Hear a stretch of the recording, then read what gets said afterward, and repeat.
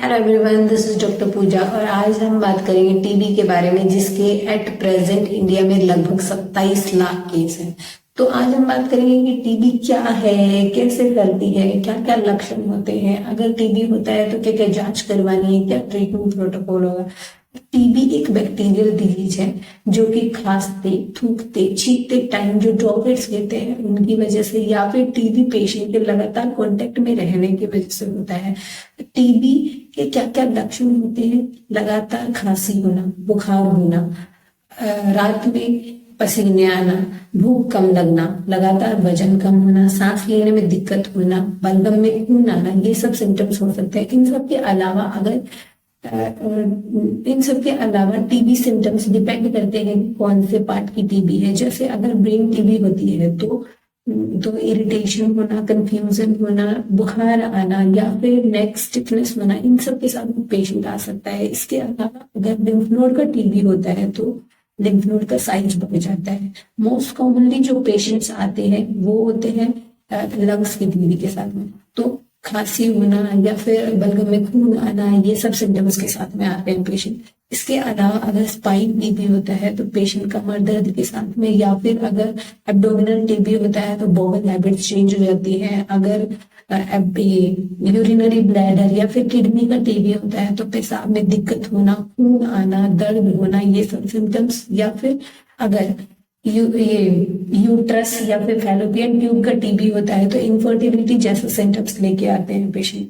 अब हम बात करेंगे कि अगर किसी को टीबी होता है तो क्या क्या जांच करवानी चाहिए। अगर किसी को टीबी होता है तो डॉक्टर आपको एक्सरे करवाने के लिए या फिर बलगम का जांच करवाने के लिए, इसके अलावा सीडी नाट या फिर जहाँ की टीबी होती है उसके अकॉर्डिंग सैंपल लिया जाता है। जैसे अगर किसी को ब्रेन टीबी होता है तो उसमें CSF सैंपल लिया जाता है। इसके अलावा अगर स्पाइन टीबी होता है तो आपको MRI, CT स्कैन के लिए बोल सकते हैं। अगर आपको ये स्किन टीबी होता है तो बायोप्सी के लिए बोल सकते हैं। ये सब चीजों की जांच के लिए बोल सकते हैं।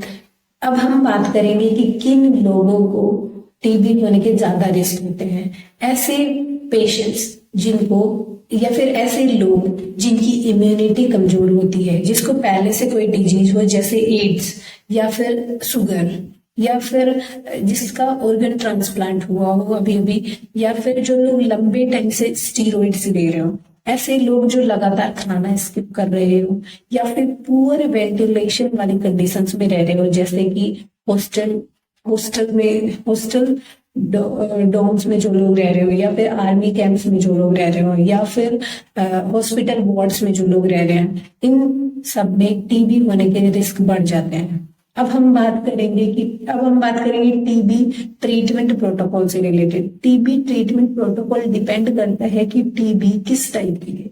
अगर किसी को नॉर्मल टीबी होती है तो उसमें 6 से 9 महीने का ट्रीटमेंट कोर्स हो सकता है। इसके अलावा अगर किसी को MDR या XDR, जो कि ज्यादा रेजिस्टेंट टीबी है, अगर वो होती है तो ट्रीटमेंट ये 12 महीने से 2 साल तक चल सकता है। तो टीबी ट्रीटमेंट के अंदर जो सबसे ज्यादा ध्यान रखने वाली चीज है वो ये है कि जब आपको डॉक्टर बोले उसके अकॉर्डिंग ही ट्रीटमेंट स्टार्ट और खत्म करना है।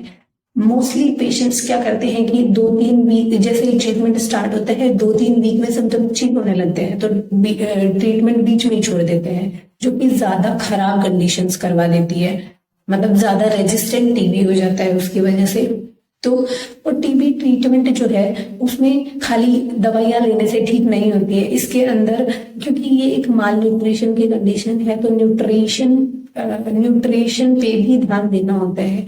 ज्यादा से ज्यादा फ्रूट्स खाने होते हैं, ड्राई फ्रूट्स खाने होते हैं, ज्यादा प्रोटीन वाली चीजें जैसे कि अंडे खा सकते हैं, या फिर सोयाबीन खा सकते हैं, दालें, या फिर ज्यादा से ज्यादा सैलेड, ये सब चीजें खा सकते हैं।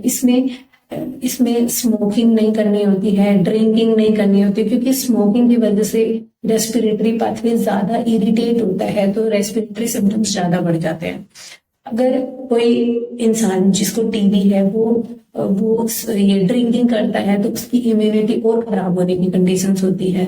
इसके अलावा इसमें तला भुना नहीं खाना है, कोल्ड ड्रिंक्स नहीं पीनी है, ठीक है। इन सब के अलावा जो गवर्नमेंट है उसने बहुत सारी स्कीम्स चलाई हुई है, जिसमें एक है कि निक्षय पोषण योजना है, जिसके अंडर जो टीबी पेशेंट्स हैं उनको हर महीने 500 रुपए देते हैं, ताकि वो लोग ज्यादा अच्छे अपने पोषण पे ध्यान दे सके, ज्यादा अच्छे से फ्रूट्स वगैरह खरीद के खा सके।